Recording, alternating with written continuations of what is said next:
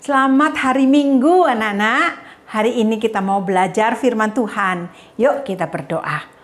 Bapa di dalam surga, kami bersyukur hari ini kembali kami boleh memuji dan menyembah Engkau. Dan sekarang kami mau mendengar firman Tuhan. Tuhan berkati. Dalam nama Tuhan Yesus kami sudah berdoa. Amin. Nah, anak-anak, kita akan lihat terlebih dahulu apa evaluasinya. Yang pertama, siapakah yang diutus Tuhan untuk menemui dan mendoakan Saulus? Yang kedua, di manakah Saulus tinggal ketika dia menjadi buta? Dan yang ketiga, apa yang terjadi pada Saulus setelah dia didoakan? Nah, sebutkan 3 ya. Nah, anak-anak, yuk kita akan menghafal ayat hafalan dari Lukas pasal 5 ayat 32. Aku datang bukan untuk memanggil orang benar, tetapi orang berdosa supaya mereka bertobat. Aku di sini adalah Tuhan. Sekali lagi ya. Lukas 5 ayat 32. Aku datang bukan untuk memanggil orang yang benar, tetapi orang berdosa supaya mereka bertobat. Mari anak-anak, kita akan memuji Tuhan. Yesus panggil yang dosa. Orang sehat tak perlu dokter, hanya yang sakit perlu Dia. Yesus tidak panggil yang benar, panggil yang dosa. Panggil yang dosa, dosa. Panggil yang dosa, dosa. Yesus tidak panggil yang benar, panggil yang dosa. Orang sehat tak perlu dokter, hanya yang sakit perlu Dia. Yesus tidak panggil yang benar, panggil yang dosa. Panggil yang dosa, dosa.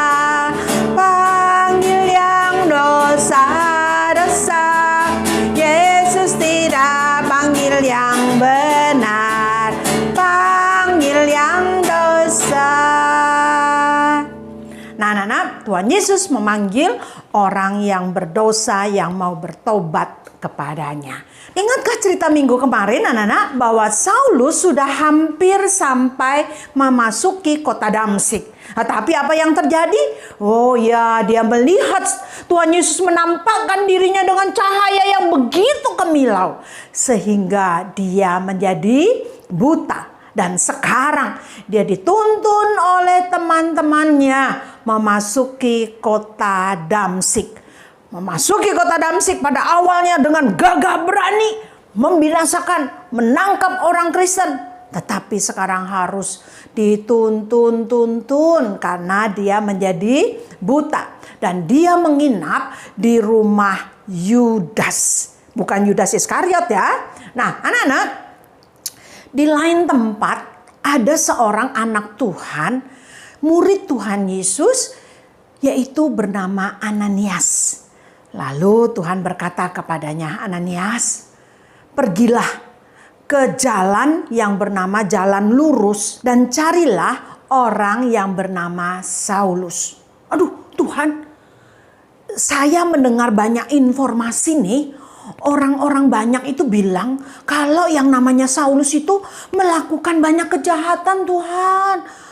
Dia menangkapi pengikut-pengikut Tuhan Yesus yang ada di Yerusalem. Dan sekarang kayaknya dia datang ke sini dengan kuasa para imam untuk menangkapi orang Kristen Tuhan. Tapi Tuhan menjawab begini, Ananias, orang ini adalah orang pilihanku untuk memberitakan Injil, memberitakan kabar keselamatan kepada banyak orang. Coba kamu datang ke sana, doakan dia. Nah, anak-anak, betul. Memang Saulus dalam keadaan buta, bukan? Dia di dalam keadaan buta itu dia mendapatkan satu penglihatan bahwa ada seorang yang bernama Ananias akan datang mendoakan dan menyembuhkan dia.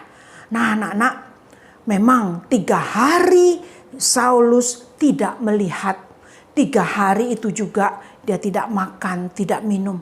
Terus merenungkan, terus berpikir, terus berdoa. Dan anak-anak, betul, Ananias mencari tempat itu. Mencari di jalan lurus dan memang menemukan di rumah Yudas.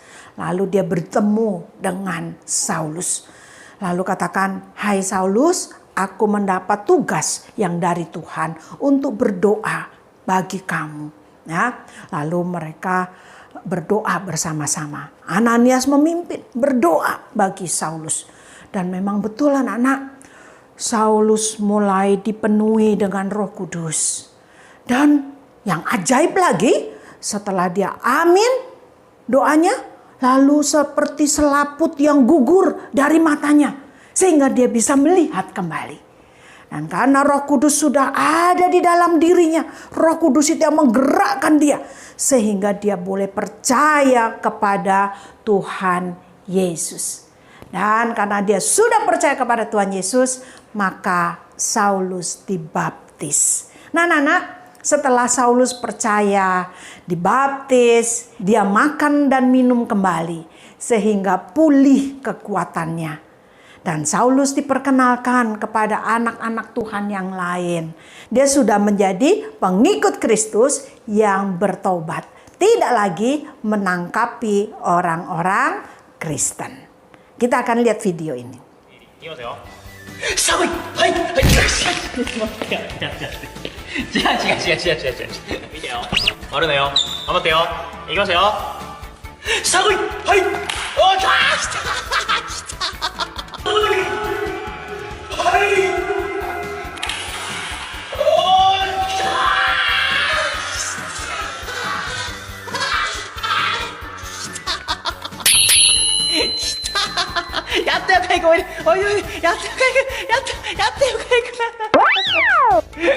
Nah, anak-anak, Tuhan Yesus sangat mengasihi Saulus.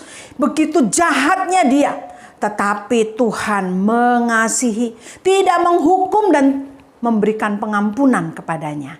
Demikian juga kadang kita sama seperti video ini, bukan? Sering nakal, sering membuat Tuhan sedih.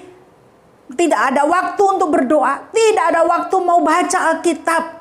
Oh anak-anak, Tuhan sangat sedih. Tapi Tuhan masih mengasihi kita, mau memberikan pengampunan. Maka Kristus datang dengan darahnya yang tercurah itu untuk mengampuni dosa kita. Mari kita mau datang dan bertobat kepadanya. Mau dilakukan? Yuk kita berdoa. Bapa di dalam surga, terima kasih untuk firman-Mu. Tolong kami menjadi anak-anak yang mengasihi Tuhan. Dengan rajin membaca firman setiap hari. Dalam nama Tuhan Yesus, kami sudah berdoa. Amin.